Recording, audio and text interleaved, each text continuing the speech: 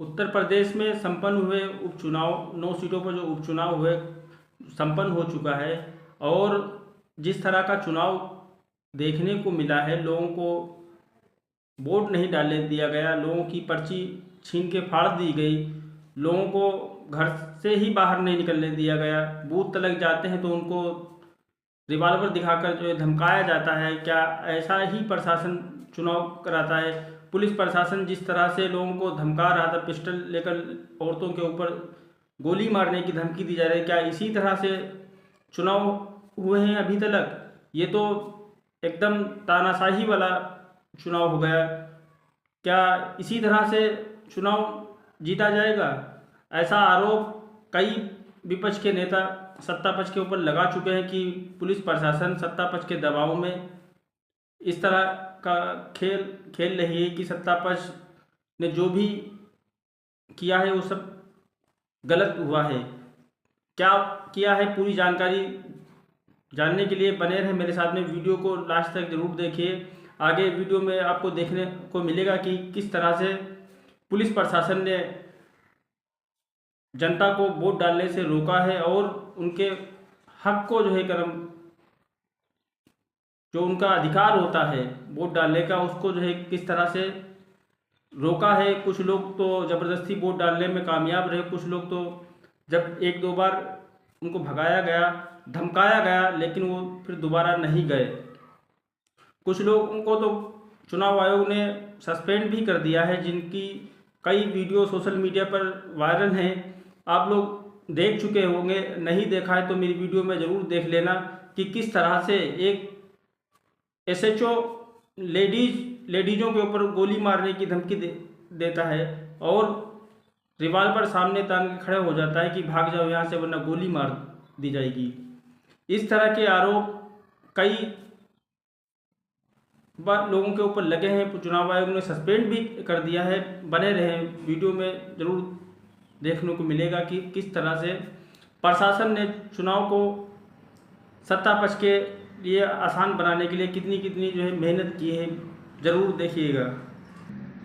सबसे पहले शुरुआत करते हैं कानपुर की सीसामऊ विधानसभा से, जहां से समाजवादी पार्टी की प्रत्याशी नसीम सोलंकी, जो कि पूर्व विधायक इरफान सोलंकी की पत्नी है, इरफान सोलंकी के सज़ा होने के बाद में वो जेल चले गए। जेल जाने के बाद में जब उनकी विधायकी निरस्त हो गई तो वहाँ पर चुनाव कराए गए। चुनाव में समाजवादी पार्टी ने उनकी पत्नी नसीम सोलंकी के ऊपर भरोसा जताया और वहाँ पर चुनाव बहुत ही अच्छा समाजवादी पार्टी के पक्ष में था, क्योंकि समाजवादी पार्टी वहाँ बराबर जीत रही, चाहे वो इरफान सोलंकी के पिता हों, चाहे वो इरफान सोलंकी हो, चाहे अब वो, यानी कि एक बार नहीं कई बार दोनों पिता पुत्र चुनाव जीत चुके हैं। अब नसीम सोलंकी की बारी है। यहाँ से भाजपा कभी चुनाव नहीं जीत पाई। अब भाजपा का षड्यंत्र ये है कि प्रशासन को उसने आगे कर दिया और यहाँ पर वोटरों को परेशान करने लगे। प्रशासन ने वोटिंग से एक दिन पहले शाम को ही मोर्चा संभाल लिया, लोगों को धमकाना शुरू कर दिया। विपक्ष के जो भी कार्यकर्ता थे उनको धमकाना शुरू कर दिया और जो बड़े बड़े नेता थे उनको भी धमकाना शुरू कर दिया, नज़रबंद कर दिया।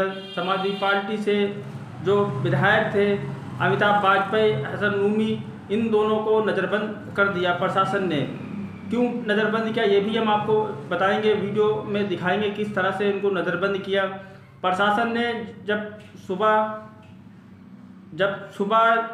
वोटर अपने घर से बूथ तक वोट डालने के लिए जा रहे थे, तभी उनको उनकी आईडी चेक करनी शुरू कर दी पुलिस के कर्मचारियों ने। चुनाव आयोग के गाइडलाइन से ये पुलिस कर्मचारी किसी वोटर की आईडी नहीं चेक कर सकते हैं, उनको अधिकार नहीं है। सिर्फ वोटर आईडी, वहाँ पर जो पोलिंग बूथ पर निर्वाचक कर्मचारी लगे हैं वही आईडी चेक कर सकते हैं, बाकी कोई भी आईडी चेक नहीं कर सकता। लेकिन ऐसा देखने को नहीं मिला। प्रशासन के लोग, खास करके पुलिस के लोग, वहाँ पर चाहे वो लेडीज़ हो चाहे वो जेंट्स हो, सभी को वो परेशान कर रहे थे। खास तौर से मुसलमानों को टारगेट कर रहे थे कि मुसलमान समाजवादी पार्टी को वोट देने के लिए जा रहे हैं। मुसलमानों की आईडी चेक करने के बाद तुरंत उनको भगा दिया जा रहा था कि किस तरह से यहाँ पर नसीम सोलंकी ने कई वीडियो अपने एक्स अकाउंट पर अपलोड किए हैं। अखिलेश यादव ने भी इसकी शिकायत जब चुनाव आयोग से की तो चुनाव आयोग ने सीसामऊ विधानसभा में जो ड्यूटी कर रहे हैं पुलिस के कर्मचारी, उनको 2 लोगों को सस्पेंड कर दिया। इसी तरह से दूसरी विधानसभा में, कुंदरकी विधानसभा में भी देखने को मिला, जिस तरह से वहाँ पर पुलिस के कर्मचारी मुसलमानों को वोट डालने से वंचित कर रहे थे, उनको भगा रहे थे, बूथ से आईडी चेक करके जो है भगा रहे थे, आईडी लेके अपने पास रख ले रहे थे और उनको वोट डालने से जो है मना कर रहे थे। इसी तरह मीरापुर में भी यही हुआ। मीरापुर में तो पुलिस और प्रत्याशी के बीच में बहस भी हो गई कि किस तरह से पुलिस प्रशासन भाजपा के पक्ष में वोट डलवाने की कोशिश कर रहा है, भाजपा के पक्ष में मतदान कराने की कोशिश कर रहा है। ऐसा इससे पहले कभी नहीं हुआ। ये तो तानाशाही हो गई है। अगर भारतीय जनता पार्टी ने कोई भी काम किया होता तो जनता इस तरह से प्रशासन को आगे नहीं करता। अब अगर ऐसा ही करना था तो चुनाव क्यों कराया? जनता भी खुलकर वहाँ पर बोलने लगी, पुलिस से सवाल करने लगी कि आपको किसने अधिकार दिया है कि आप किसी वोटर की आईडी चेक कर सकें? ऐसा कभी नहीं हुआ, ये पहली बार है। जनता का सब्र का बांध जब टूट गया तो पुलिस के सामने खुलकर खड़ी हो गई कि कब तक आप परेशान करेंगे, हम अपना वोट जरूर डालेंगे, देखते हमें वोट डालने से कौन रोकता है।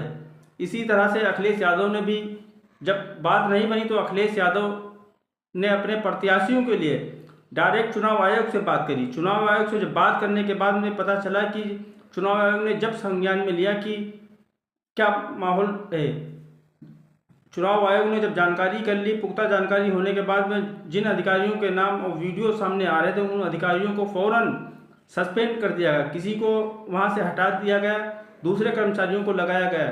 क्या इससे पहले कभी ऐसा चुनाव देखने को मिला है? अगर अखिलेश यादव ने फिर एक बयान जारी किया, अगर भारतीय जनता पार्टी ने इतना ही अच्छा काम किया हो था तो इस तरह से प्रशासन को आगे ही नहीं करना चाहिए था। अगर इसी तरह से धांधली से चुनाव जीतना था तो चुनाव क्यों कराया गया?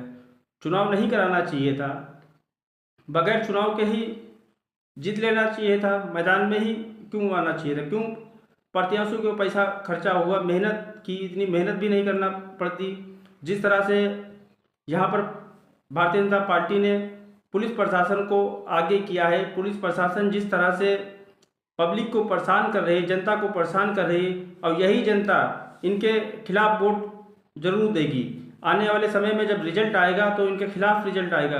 पब्लिक इतनी परेशान हो चुकी है सरकार से, जिस तरह से इन्होंने किया है उसका जवाब पब्लिक अपने वोट से जरूर देगी और भारतीय जनता पार्टी के खिलाफ वोट करेगी। ऐसा अखिलेश यादव ने बयान जारी करके प्रेस कॉन्फ्रेंस में बोला। आपकी क्या राय है? अपनी राय कमेंट बॉक्स में ज़रूर बताएं। क्या इससे पहले पुलिस प्रशासन ने इस तरह का काम किया है कि वोटरों को वोट डालने से वंचित किया गया हो? अपनी राय कमेंट बॉक्स में ज़रूर बताएं। अगर मेरे चैनल पर नए आए हैं तो मेरे चैनल को सब्सक्राइब ज़रूर कर लें। धन्यवाद।